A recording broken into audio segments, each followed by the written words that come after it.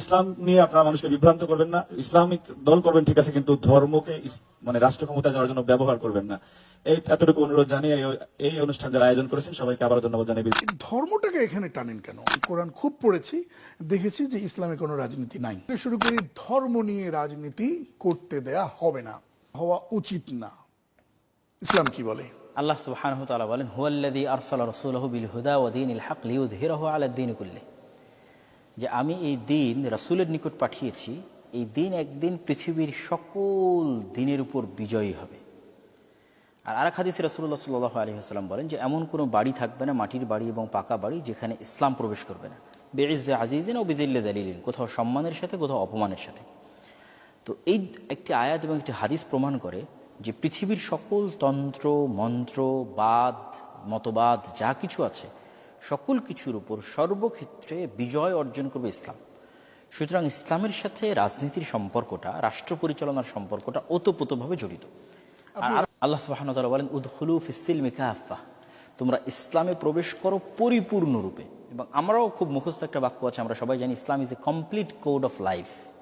তথা ইসলাম নিজে এমন একটা থিওরি, পরিপূর্ণ থিওরি, যেখানে মানুষের ব্যক্তি জীবন, সমাজ জীবন, রাষ্ট্রীয় জীবন, সকল জীবনের সকল প্রকার সমস্যার সমাধান আছে। তো যেহেতু ইসলাম ইটসেলফ একটা এমন একটা থিওরি এবং সাকসেসফুল থিওরি, শুধু বইয়ের মধ্যে লেখা থিওরি না, বরং ইসলাম সাকসেসফুলি রাষ্ট্র পরিচালনা করেছে। তার ইতিহাস আমাদের সামনে আছে, যেটিকে আমরা খেলাফা বলছি। যেহেতু একটা দিন, একটা religion successfully at a time একই সাথে মানুষের ব্যক্তি জীবনেও, আধ্যাত্মিক জীবনেও উন্নতি ঘটিয়েছে, সামাজিক জীবনে উন্নতি ঘটিয়েছে, আবার রাষ্ট্র পরিচালনা করেছে, এটা একটা প্রতিষ্ঠিত সত্য। সেই সত্যকে তো আমরা অস্বীকার করতে পারি না।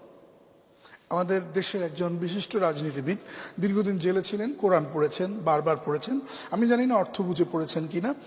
তিনি বলেছেন যে আমি কোরআন খুব পড়েছি, দেখেছি যে ইসলামে কোনো রাজনীতি নাই, কোরআনে কোনো রাজনীতি নাই। আমি জানি না যে তিনি কোন দৃষ্টিকোণ থেকে কোরআন পড়েছেন এবং কোন বুঝ থেকে কোরআন পড়েছেন। আমি যে আয়াতটা পড়লাম, সে আয়াতটা কি বলতেছে? সে আয়াতটা তো এটাই বলতেছে যে সে ইসলাম সমগ্র পৃথিবীর উপর বিজয়ী হবে, যে সমগ্র পৃথিবীর সকল কিছুর উপর বিজয়ী হবে।